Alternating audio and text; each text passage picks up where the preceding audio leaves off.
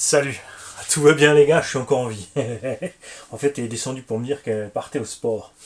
Donc j'ai encore un peu de temps devant moi. Si là tu comprends pas ce que je te dis, c'est pas grave, c'est que tu as raté la vidéo précédente. Peut-être qu'aussi cette vidéo n'est pas encore sortie, qu'elle sortira plus tard. C'est comme ça que ça se passe ici. Et nous avons un colis de quelqu'un que vous connaissez depuis longtemps. Parce que c'est le tout premier de la chaîne, le tout premier parrain de la chaîne, à savoir que c'est Parrain Ludo. Souvenez-vous, Parrain Ludo qui nous a envoyé plein de matos. On avait entre autres un Thunder Tiger EMTA avec une top préparation, hashtag massacre. Hashtag massacre parce que c'est vraiment ce que le préparateur a fait. Avec la disqueuse, il a coupé dans un châssis plastique pour installer un diff.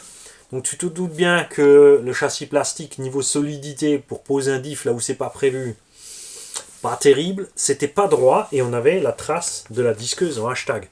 Parce que le disque, tu vois, quand tu fais un trou propre, non, tu perces 4 trous pour faire les coins et tu coupes d'un trou à l'autre. D'accord? Ou tu arrives vraiment à le faire propre sans faire des trous, mais c'est vrai que c'est sympa avec les petits trous, tu arrives où il faut. Et lui, il a disqué dedans jusqu'à ce que le petit carré au milieu tombe, mais avec un disque comme ça, tu vois.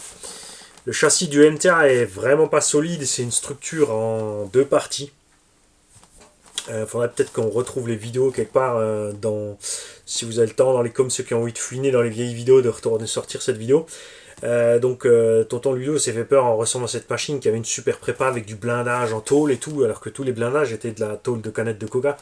Un massacre, vraiment un massacre. Après, la personne qui l'a fait était persuadée d'avoir fait du bon boulot, hein. C'était pas là que ça coinçait. Personne n'était fâché, juste voilà, grandement déçu. C'est dommage. C'est dommage. Et du coup, Parrain Ludo, entre-temps, comme ça, les aléas de la vie, il a vidé sa cave, il nous a envoyé du matos, encore, et encore, et encore, et puis... Après, il avait plus envie de rouler, donc il a vendu tout ce qui roule. Et entre-temps, il s'est mis à voler. Parce que, comme beaucoup de gens, c'est vrai qu'il y a beaucoup de gens de la quarantaine, d'ailleurs, 40-50 ans, qui ont découvert le drone FPV. C'est sympa, c'est un tout petit drone, t'as pas besoin de grand chose, tout ce qu'il te faut c'est du bon matos vidéo, c'est plus sympa avec du bon matos vidéo et tu peux te faire tes petits plaisirs en faisant pas grand chose finalement. T'es pas obligé de prendre un truc de compète pour te faire plaisir en FPV. Pour apprendre, tu peux commencer sur les simulateurs ou autres. Mais après il avait quand même envie d'expérimenter autre chose parce que voler le drone c'est bien. Mais moi qui ai volé du drone et de l'hélico, je reste un inconditionnel de l'hélico. Attention, je dis pas, comme dit, les drones de compète qui n'ont pas de gyro ni rien machin, c'est chaud. Hein. Surtout en FPV aussi, parce que tu dois tout te baser sur ce que tu vois dans ta cam pour là où t'es. Hein. C'est chaud, c'est chaud. Mais voilà, je préfère l'hélico aussi point de vue look, par rapport au drone. Et je te parle d'hélico parce que je me doutais un petit peu de ce qui allait se passer. Mais je me doutais pas de tout. Parce que...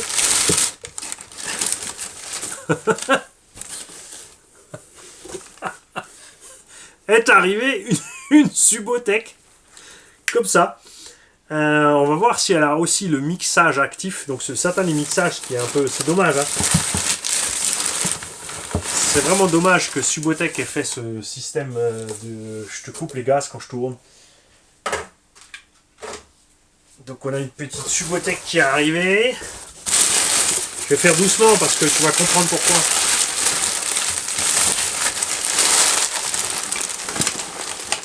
Et nous avons là-dedans du matos Valkyra.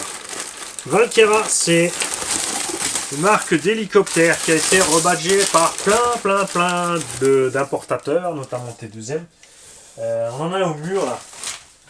Le Spark 435 Pro, c'est un Valkyra. D'ailleurs, pourquoi il l'appelle 435? C'est un 200. Un T2M quoi. Parce que là, je vais déballer un 450. Et tu vas comprendre pourquoi je me fends la gueule en... J'ai même pas tilté quand j'avais sorti le Spark 435. Ceci est un hélico classe 450. Il faut savoir que maintenant, il faut encore des 450L. Mais ça, c'est un 450 normal. D'accord? Ok. Et eux, ils ont osé appeler ça un Spark 435, alors que c'est à peine un 200. Bon. J'ai commencé à voler avec du Valkera. T2M. Tu sais, celui avec le canopy doré et avec deux hélices. C'était le premier. Après, j'ai utilisé un Belt CPV2. Et ensuite, j'étais parti sur les lignes et autres. Jusqu'en classe 700. Les 800 n'existaient pas à l'époque, tout simplement. Mais ma classe préférée restait la 550. Chez Align, franchement, avec 550 avec flybar. Ça, c'est un flybarless. Donc, on n'a pas ici la barre de Bell qui fait l'équilibrage. Ces hélicos qui sont vendus RTR fonctionnent à merveille. Rien à redire pour le loisir, évidemment. Tu ne veux pas comparer ça avec un T-Rex Align ou un Saab Gobelin, d'accord? Faut pas déconner non plus, hein. Mais c'est du bon matos. Ce qui est bien chez eux, c'est que c'est toujours livré avec de super radios. Ici, on a la Devo 7 Valkera qui est géniale. Alors déjà, elle n'est pas énorme comme les radios Spectrum Align. Il n'y a pas besoin d'une radio énorme en fait. Regarde, ça suffit large. Hein, donc ça, c'est mode 1, vers à gauche. Je m'en sors plus avec les modes. Ça fait tellement longtemps que j'ai plus volé. Mais il faut vraiment que je m'y remette, hein, parce que j'ai un tas de trucs à faire ici. Celui-là, il a le mode 3D, tout le machin, tout le bidule. On a la batterie à bord. Ici, c'est une petite cassette. C'est vachement bien foutu. Hein.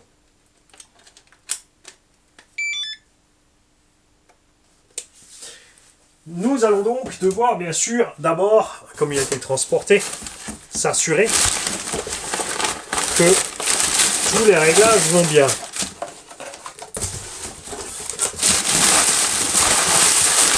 Juste qu'il y a rien au fond, on va poser ça à côté. Profitons-en, causons un petit peu hélico. Truc de base. Alors, bien sûr, comme dit, il y a ceux qui vont à fond sur les simulateurs, apprennent à voler. Et ensuite, il faut dire ce qu'il est. Se débrouillent direct pas trop mal avec les hélicos pour voler.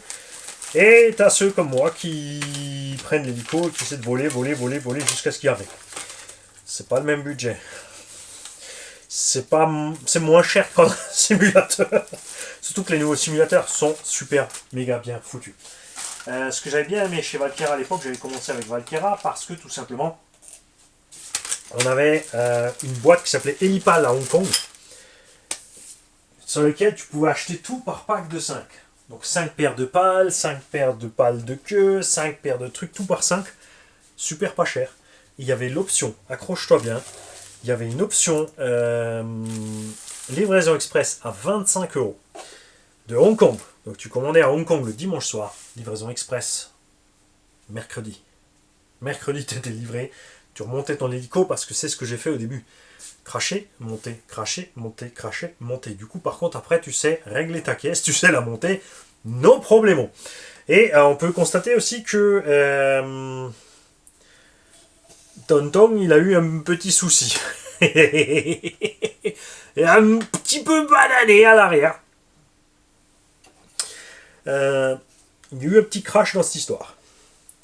Alors, on a là-dessus un gyro 6 axes.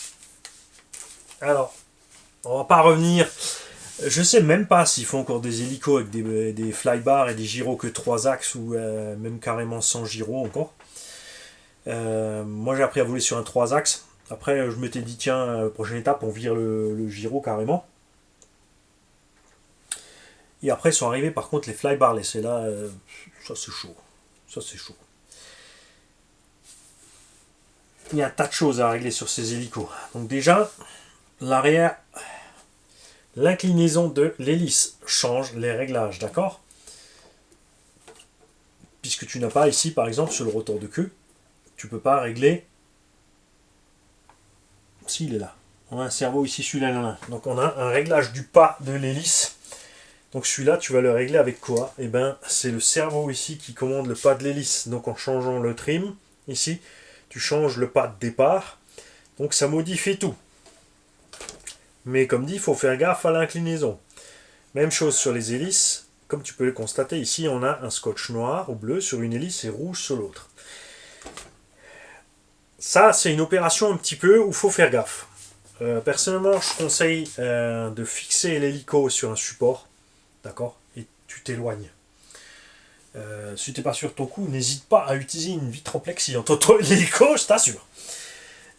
Parce que ce que tu dois faire, c'est faire tourner à une certaine vitesse et t'assurer que les pales soient à la même hauteur. Et ensuite, il faut jouer ici sur le réglage des biellettes pour aligner les deux pales, parce que sinon, tu te retrouves avec une vibration. Sur les hélicos basiques, tu n'as pas besoin de balance pour peser les pales et équilibrer les pales. Évidemment, sur des machines performantes, c'est hautement recommandé.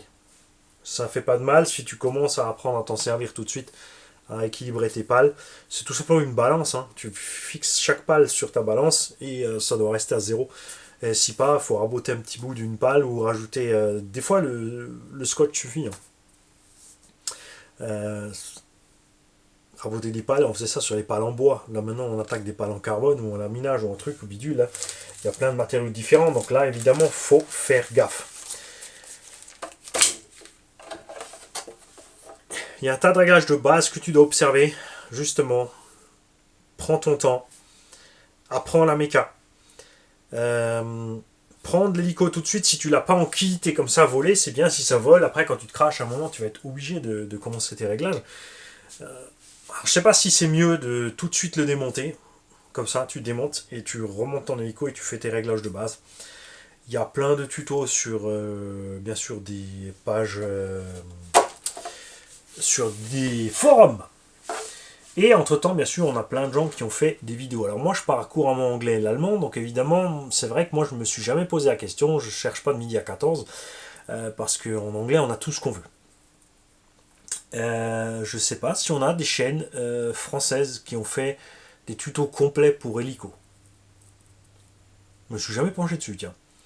C'est pas moi qui vais le faire, ça fait trop longtemps que je suis plus dans l'hélico. Et niveau temps, ça va être chaud. Hein. Ça va être vraiment chaud. Pendant que je te parle, je suis en train d'essayer de me rappeler certaines choses. Il y a un tas de variantes. Comme dit, tu as avec la barre d'équilibrage, sans barre d'équilibrage, tu as du double rotor en hauteur, tu as du 2 cerveaux sur ici la platine, du 3 cerveaux sur la platine. Il y a vraiment un tas de choses qu'il faudrait revoir. Hein. Mon petit mani, parce que là, tout de suite, comme ça ne me revient pas en tête. Parrain, est-ce que ça c'était de série ou est-ce que c'est une option que tu as montée toi? Est-ce que tu l'avais réglé, ce qui fonctionnait avec son tube tordu ou est-ce que justement tu avais volé et tu as craché, c'est là que c'est tombé, tu l'as mis de côté? Ça c'est encore un hélico de base hein, avec un châssis plastique, la structure de base est pas mal. J'ai pas eu de blague avec ces structures, bien sûr elles ont évolué par rapport à quand j'ai arrêté l'hélico, c'était une dizaine d'années. Mais on est quand même globalement encore sur des trucs similaires hein, sur le niveau construction. J'en ai planté un paquet de ces bestiaux à vouloir faire des loopings et des vrilles et passer en rasemotte et ouais hein. J'ai 2 hélicos là-bas avec des barres d'équilibrage. Faudrait recommencer avec ceux-là, ensuite recommencer avec le petit Spark là, et ensuite peut-être s'attaquer à celui-là. Alors il y a un truc un peu paradoxal par contre, c'est que beaucoup vont se tourner vers des mini-hélicos. Et j'ai fait la même chose. Hein. Le fait est que, connement, à partir du moment que j'ai pris le 550 en main, j'arrivais à voler beaucoup mieux parce que il a une certaine inertie. Quand l'hélico a un certain poids, il a une certaine inertie à l'extérieur qui le rend plus simple à manier en fait que les petits hélicos super légers qui bougent à la moindre touchette sur les manettes et au moindre petit coup de vent. Alors que le 550, lui, il restait dehors, posé. Pas une brique, mais presque. Les 700, c'est sûr, là, ça bouge pas. Ça, c'est nickel, ça vole, c'est posé. Mais voilà. On a un club quelque part près du circuit de Lièvre. On a le vice-président d'Ulu, Blade Bud, Blade pour pâle, n'est-ce pas, qui est accro aux hélicos et en thermique. C'est lui le spécialiste. Donc Bud, il faudrait que toi et moi, on se prenne le temps de se voir pour causer hélico, je pense. Me remettre un peu en route sur les hélis, ou alors te laisser faire la démo, leur montrer comment ça fonctionne. Je ne sais pas encore. On va voir ça. Ça c'est un projet pour 2071, je pense. Ça promet. Ça promet. Mais ouais, là, quand même, je te le dis. Parrain, honnêtement, là, j'ai envie de brancher et de partir. Franchement, là, direct. Si tu te poses la question pour mode 1, mode 2, etc., une petite guéguerre pour rire entre Jam Jam et moi. Lui, il dit que le mode 2, c'est le seul vrai mode. Moi, je dis que c'est le mode 1. C'est un peu logique, on a commencé par le 1. Moi, je préfère les gaz à gauche parce que je suis tout simplement plus précis avec mon pouce gauche. D'accord, pour mettre les gaz. Et avec les gaz, l'hélico monte ou descend. On a ici avancé et reculé. On a ici tourner à gauche, tourner à droite, et ici translater à gauche ou droite. Où ça translate là, bouge pas. Non, là ça tourne. Ça c'est tourné et là c'est translaté. Et j'arrive bien dans ce mode là. J'ai commencé en mode 1. Et ensuite une fois, j'ai eu un mode 2. Et vous connaissez mon caractère pas du tout obstiné. Et j'ai donc volé en mode 2. Jusqu'à ce que j'arrive à voler en mode 2. Tant dire que je me suis craché en mode 2 jusqu'à ce que j'arrive à ne pas cracher. On n'appelle pas encore ça du vol, mais c'est vrai que du coup j'arrive à voler en 1 et j'arrive à voler en 2. Dans aucun des deux je n'arrive vraiment à piloter. J'ai jamais été fasciné par le 3D. Je préfère les vols plus tranquilles avec des longues courbes soutenues, des machins, tu vois. Fixer le nez, c'est un obstacle et faire le tour comme ça. Faire le tour en gardant le nez centré, ça c'est le genre de truc qui m'amusait. Ça j'aimais vraiment bien. Tu poses une bouteille par terre et tu laisses le nez face à la bouteille et tu fais le tour à droite, à gauche. Ça peut paraître simpliste, mais ce qu'il faut savoir c'est comme on a un sens de rotation des pales, chers amis. Quand tu tournes à gauche ou à droite, l'hélico va perdre ou prendre de l'altitude. Et ouais, il faut donc compenser au gaz. D'accord? Et ouais. Donc faites gaffe. Quand tu veux avancer et que tu mets gaz, le couple tire l'hélico de côté. Donc il faut anticiper aussi les mouvements à l'accélération. Bien sûr, tout ce genre de choses se sont gommées de plus en plus avec des gyros de plus en plus efficaces. C'est clair. Genre, au début, quand tu as un gyro 3 axes basique, tu compenses tout, presque tout. Avec les 6 axes, tu dois compenser moins. Et ensuite, tu es arrivé aussi avec ces gyros, même sur les 3 axes, déjà, je crois, sur les derniers, on avait ça. On avait des compensations réglables ici, donc aération, aileron et rotor de queue. Tu peux régler tes compensations pour façon quand tu mets plus de gaz, plus ou moins de gaz, justement pour changer le rapport de...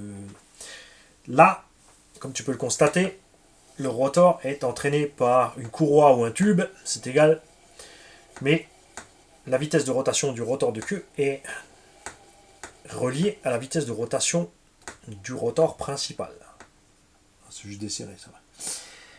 Et il y a des engins où on a un petit moteur électrique à part. Donc là, tu peux compenser à la vitesse sur ces engins, tu compenses le pas avec ce cerveau, donc il est mixé avec tous les autres. Parce que comme dit, selon ce que tu fais, chaque mouvement a une influence sur une autre, et donc les cerveaux doivent compenser en permanence les mouvements les uns les autres. Et un piège fatal aussi pour beaucoup, ce sont les pales, ici c'est le cas, qui sont trop serrées. Regarde ça, c'est mauvais. Tes pales doivent être desserrées pour pouvoir s'aligner dans le bon sens toute seule. D'accord? Petit piège évidemment dans ce cas-là avec les écrous nil stop, c'est que si ton filet est trop court, ton nil stop il va se barrer.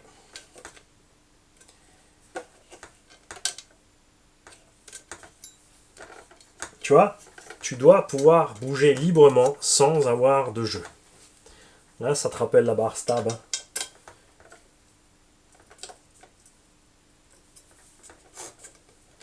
Là, il y a quelque chose qui coince. Ça, faut faire gaffe, d'accord? Là, tu vois, ça se balade beaucoup trop, c'est n'importe quoi.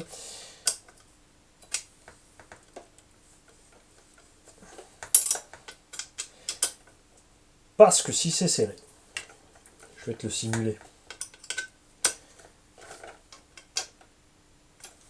Là, si mes pales sont comme ça, quand je vais accélérer, elles vont se mettre automatiquement en ligne. S'il y en a une qui est trop serrée, elle n'arrivera pas à arriver totalement en ligne. Du coup, gros problème de stabilité de l'hélicoptère, d'accord?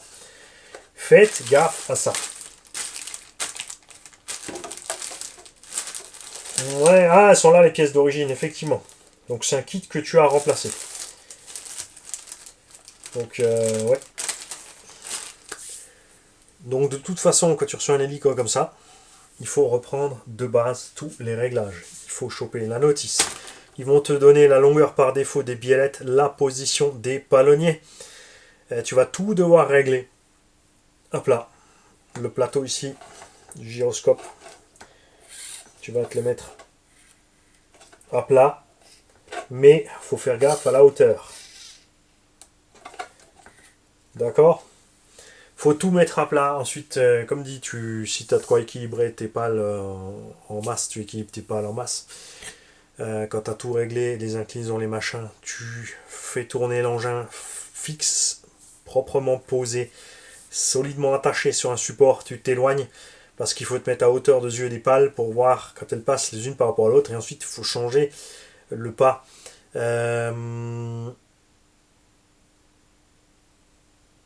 Faut faire gaffe quand tu fais ce réglage, parce que si tu pars dans le mauvais sens, tu vas te retrouver avec un pas trop prononcé en positif ou en négatif. Tu vas t'éloigner du neutre en fait. Tu vois, si tu as une pale qui est penchée et tu alignes l'autre penchée pareil, tu vas avoir déjà un méga pas. Normalement, il y a aussi des trucs par défaut à ce sujet-là. Tu vois, je me souviens plus de tout. Les spécialistes des hélicos, lâchez-vous là-dessous. Bien sûr, n'oubliez pas, comme toujours, je tiens à garder des termes expressément vulgarisés, sans être vulgaire pour la technique, d'accord? Il y en a certains qui croient que ouais, le gars il sait rien, il raconte de la merde, il connaît même pas les mots. Ça sert à quoi si je parle en charabia technique?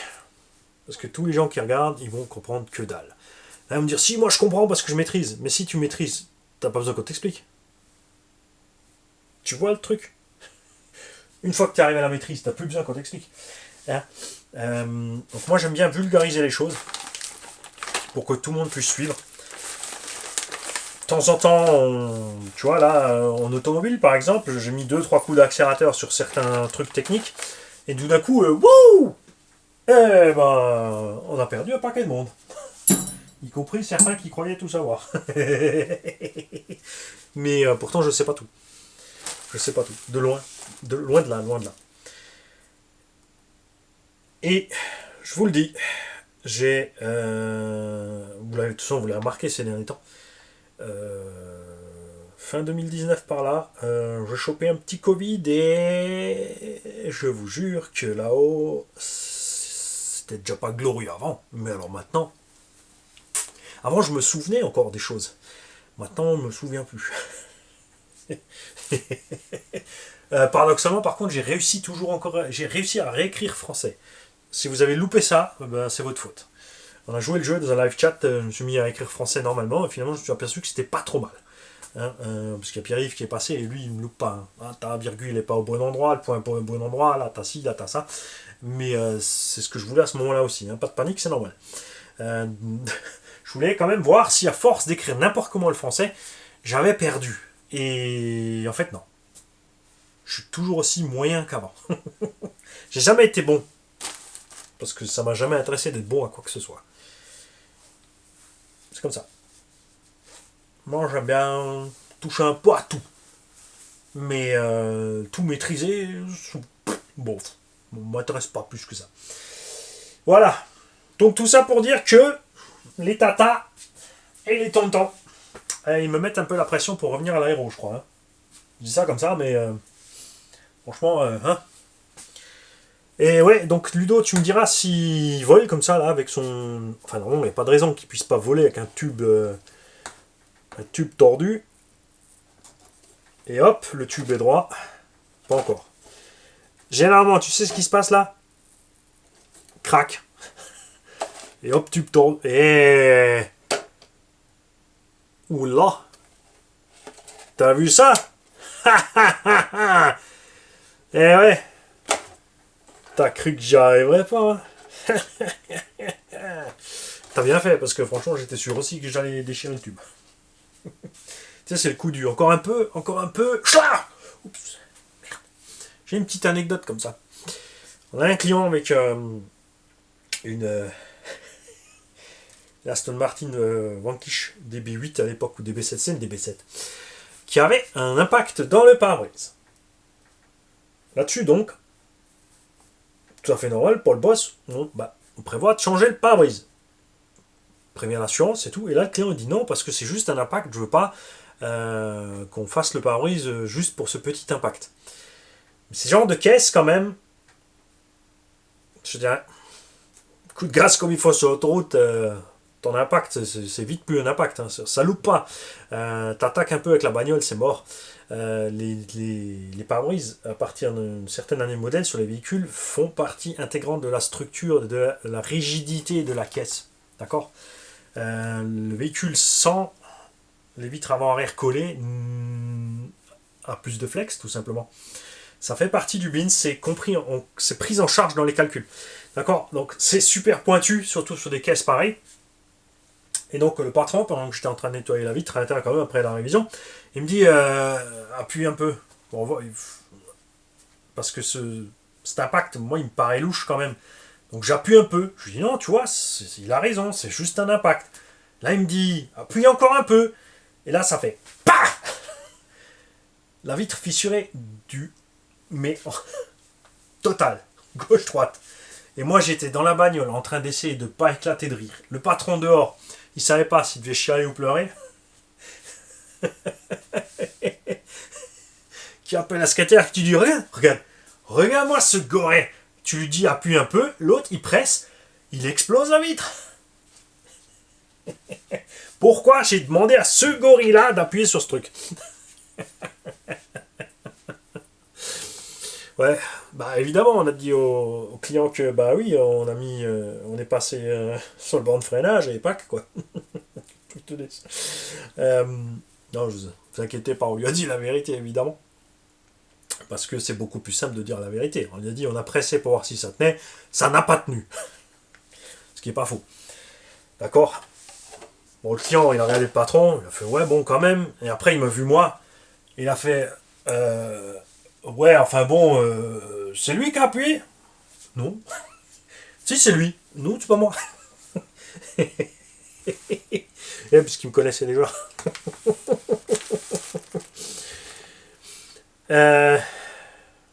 Je m'égare dans tout ça. Oui, donc en général, ça part en cacahuète. À voir. J'ai envie de le démarrer. Hein. Je vais m'arrêter là, ça va partir en cacahuète. Non, ça, c'est pas une bonne idée.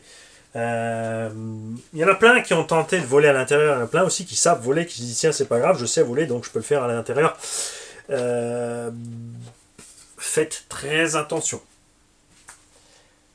Pour vous dire, un autre petit exemple marrant, un hélico de classe 550 dans une salle à manger de 60 mètres carrés, toute fenêtre fermée, fixée sur la table. J'ai fait mon réglage de pas. Et ensuite, je me suis dit, tiens, allez, on a un peu de grâce, quoi. Tiens, d'ailleurs, il n'a pas de potard pour les... Oh, il n'a pas de potard pour le pas. C'est ça qui me manque. Des fois, il y a un petit potentiomètre là, pour bouger le pas des pales. Ça sert à quoi bouger le pas? C'est-à-dire que, par exemple, il te faut 3 ou 4 000 tours pour faire minutes pour faire flotter l'appareil avec son pas neutre. En augmentant le pas, tu peux diminuer les tours minutes et il restera au même endroit, sauf que il va déplacer plus d'air. Ce qui est sympa, c'est le son. C'est l'espèce de qui fait quoi. Donc, moi, j'ai mis gaz, j'ai joué avec mon pas. J'ai accéléré un bon coup, j'ai coupé les gaz, et quand j'ai coupé les gaz, le pas, je l'ai passé en négatif. J'ai créé tellement de dépression dans la pièce que tout ce qui n'était pas fixé dans la pièce, eh ben, c'est tombé. Tu vois, tu aurais des petits trucs, tu sais, les filles, elles aiment bien avoir la petite, tu sais, des petits trucs déco, là, des machins posés là et là. Les cheveux aussi, ils ont fait. Sur le coup, j'ai rigolé. Après, j'ai couru. Allez, j'y vais. Salut les mecs. Comme dit, hein, si tu touches ta bille en hélico, t'es en bas dans les commentaires et t'envoies. Salut.